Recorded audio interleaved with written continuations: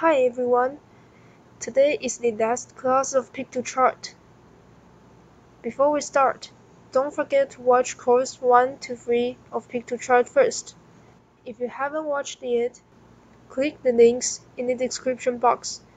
By the way, log into your account first so that you can use Piktochart.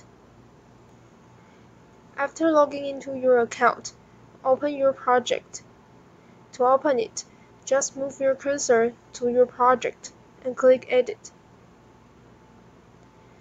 Let's say that you've already finished your project, and you're going to save your project as a file so that you can use it anywhere you need and want.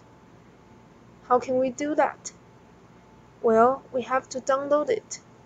So, click Download on the top of the interface first. You'll see a window appears. Here, you can choose the format of your file and the quality of your file. However, since your account uses a free plan, there are some restrictions if you want to download your file. You can only download your file with the format PNG, and the quality of your file can only be either normal or medium. After you choose the format and quality of your file, just click Download as PNG. After downloading, when you open the file you downloaded, you'll see something like this. After all these classes, I'm sure that you've already learned about most of the basic features in Piktochart. And now I'm going to introduce another powerful feature in Piktochart, the templates. Before we start, click the icon on the upper left and go back to your dashboard.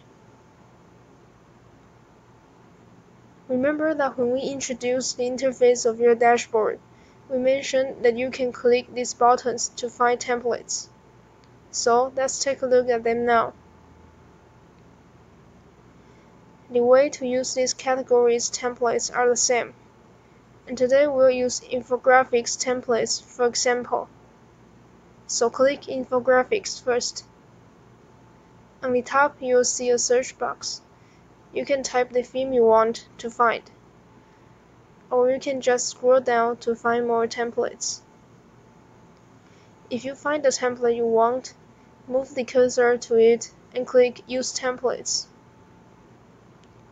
After you click it, you'll see the edit mode of this template. First, click here to rename your file. On the left of the interface, these are tabs of features. Remember that we've learned a lot of skills about these tabs in course 1, 2, and 3. Use those skills and tools here to create or modify your project. Now let's take a look at how to modify templates. First, move your cursor to the component you want to modify. Then double-click and the color of the frame around this component will turn into blue. This means that you can edit the component now. If the frame is still black, double-click again. Then, press Delete or Backspace to delete text. And type anything you want to put in this text box. Aside from text, you can also modify other items. First, move your cursor to the item you want to modify, and then click the item.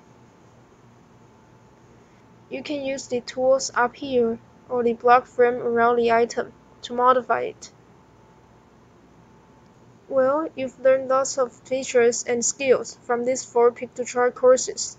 Now it's your time to create your very own projects. You finished today's class. Hope you like it. If you have any questions, comment below. And don't forget to like this video and subscribe us. See you next time.